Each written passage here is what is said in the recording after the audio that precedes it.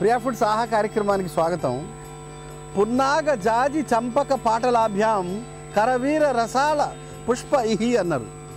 అంటే స్వామివారిని పూజించడానికి కొన్ని పూలకు అర్హత ఉంటుంది, కొన్ని పూలకు యోగ్యత ఉంటుంది అంటారు. ఇది సువిశాల ప్రాంగణం గల దేవాలయం. ఇక్కడ ఎన్నో పూల వృక్షాలు ఉన్నాయి, మొక్కలు, చెట్లు, అసలు చెప్పడానికి లేదండి. ఇక్కడ మేడి, మోదుగ, జమ్మి, ఉసిరి, వేప, జింబి, పాటలి అనేక వృక్షాలు ఉన్నాయి, మొక్కలు ఉన్నాయి. పాటలి వృక్షం ఉంది. పాటలి వృక్షం అంటే బోధి వృక్షం. బుద్ధుడు కింద కూర్చుంటే అక్కడ జ్ఞానోదయం అయింది. చాలామంది ట్రై చేస్తుంటారు ఆ చెట్టు వేయడానికి, మొలవదు. కానీ ఇక్కడ మొలిచింది. మచిలీపట్నంలోని రాబర్ట్సన్ పేటలో రంగనాయక స్వామి దేవాలయంలో ఉన్నాను. ఇది సువిశాల ప్రాంగణం, చాలా అద్భుతమైన దేవాలయం. సింగిల్ స్టోన్, చాలా పెద్ద ఒకటే ఏకశిల అన్నమాట.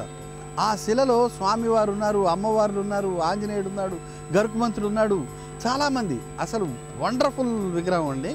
ఇంకా చెప్పుకుంటూ పోతే ఇక్కడ భూదేవి సమేత, శ్రీదేవి సమేత దేవాలయం అన్నమాట స్వామివారిది. ఇక్కడ ద్వారపాలకులుగా ఆంజనేయ స్వామి, గరుకుమంతుడు ఉన్నారు. వీరికి ఉపాలయాలు కూడా ఉన్నాయి. 525 ఏళ్ల క్రితమే బొమ్మదేవర జమీందారులు ఈ దేవాలయాన్ని ఏర్పాటు చేశారని, ప్రతిష్ఠించారని చరిత్ర ఉందండి. వెచ్చావారని ఒక వైశ్యులు ఉన్నారండి, వాళ్ళు దేవాలయానికి కొంత భూమి కూడా ఇచ్చారు. ఇక్కడ విశేషం ఏంటంటే శ్రీరంగం నుంచి అఖండ జ్యోతిని తీసుకువచ్చి ఇక్కడ నెలకొల్పారు. ఆ అఖండ జ్యోతి ఇప్పటికీ వెలుగుతూనే ఉందండి. 1425లో కృష్ణా పత్రికలో ఈ దేవాలయం గురించి ప్రస్తావన ఉందండి. అంటే ఎంత పెద్ద చరిత్ర ఉందో ఆలోచించండి. జనరల్లీ ఇక్కడ సంతానం లేని వాళ్ళు వచ్చి పూజ చేస్తే సంతానం కలుగుతుంది అన్నది ఇక్కడ ఒక టాక్ అండి.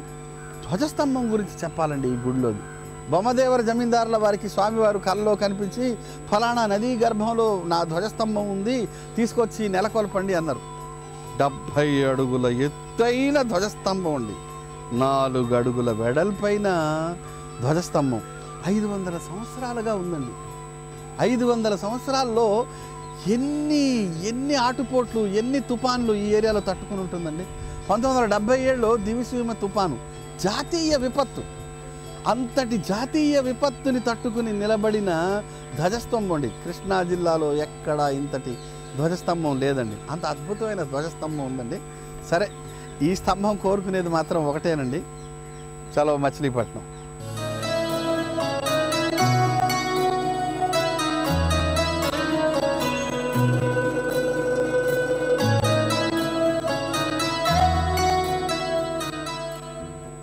మచిలీపట్నం బలరామన్పేటలో ఉన్నాను. మనకి ఈరోజు వనజ పాలకూర కబాబ్ చేయబోతున్నారు.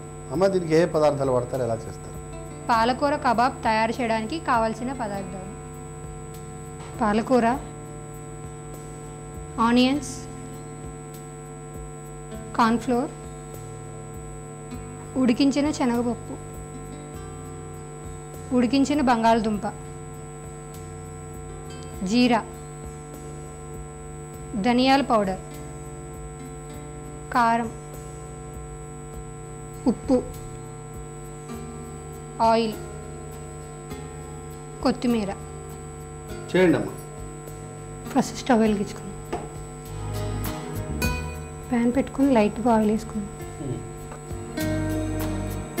కొంచెం జీలకర్ర వేసుకుందాం. పాలకూర వేసుకుందాం. పాలకూర మామూలుగా కట్ చేసుకున్నాం. బాయిల్ చేయడం ఏం చేయలేదు? అక్కర్లేదు.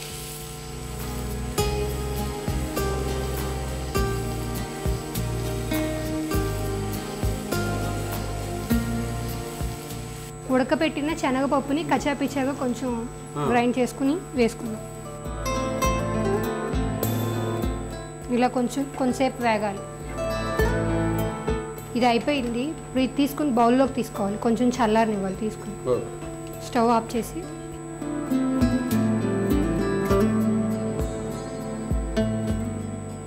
ఈ ఉడికించిన వాటిల్లో ఉల్లిపాయ కలుపుకున్నాం. రైట్ అమ్మా. అంటే నూనె తీసుకున్నాము, అందులో పాలకూర వేయించాము, తర్వాత బాగా ఉడకబెట్టిన శనగపప్పు ముద్ద కలిపారు. దాంట్లో ఇప్పుడు మిగతా పదార్థాలు కలిపి తర్వాత డీప్ ఫ్రై చేస్తారు. ప్యానం మీద లైట్గా ఆయిల్ వేసి. డీప్ ఫ్రై కాదనమాట. ఓ, చూసారా, షీ ఈజ్ మోర్ ఇంటెలిజెంట్ దాన్ని. వండర్ఫుల్ అమ్మ. కానివ్వండి. ఉల్లిపాయలు వేసుకున్నాం. ఓకే. ఉడికించిన బంగాళదుంప కలుపుకుందాం. కలపండి. సాల్ట్ వేసుకుందాం. కారం వేసుకుందాం. ఆమా. పచ్చిమిర్చి కూడా వేసుకోలేదు కదా, కొంచెం కారం ఎక్కువ వేస్తాం. ఓకే.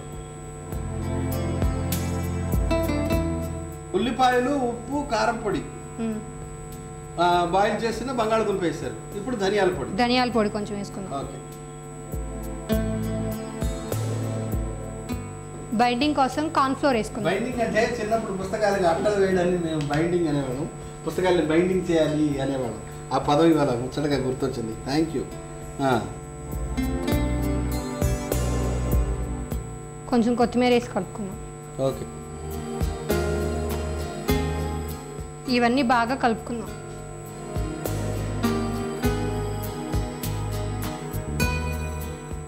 ఇలా చిన్న ముద్ద సైజ్ తీసుకుని కబాబ్స్ చేద్దాం. ఇలా వడల టైప్ లా సింగిల్ హ్యాండ్ తోనే చేసేస్తాను. సింగిల్ హ్యాండ్ తో చేసేస్తానండి ఆమె. సెకండ్ హ్యాండ్ అవసరం లేదు. గ్రేట్. ఇలా చేసుకుని ప్లేట్లోకి తీసుకుందాం. రైట్ అమ్మ. లైట్గా ఈ నూనె కాగినాక కబాబ్స్ వేసుకుందాం. ఓకే. కాగినాక కబాబ్స్ చేస్తారు. ఓకే. కాగినాక చూడండి, కాగిందేమో. లైట్గా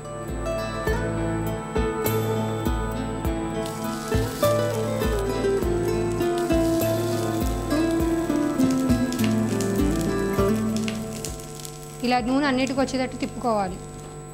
కొంచెం పైన కూడా నూనె వేద్దాం. వేసుకుందాం. ఓకే. లైట్గా వేగినాక అప్పుడు వేసుకుందాం. రైట్. పైన కొంచెం లైట్గా అటువైపు మళ్ళీ తిప్పుతాం. రైట్.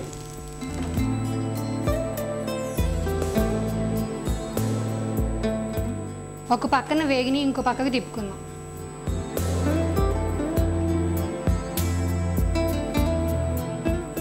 ఇవి రెడీ అయిపోయినాయి.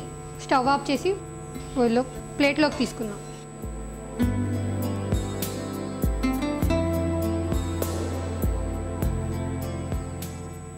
పాలకూర కబాబ్స్ రెడీ అయినాయి. టేస్ట్ చూసి చెప్పండి. రైట్.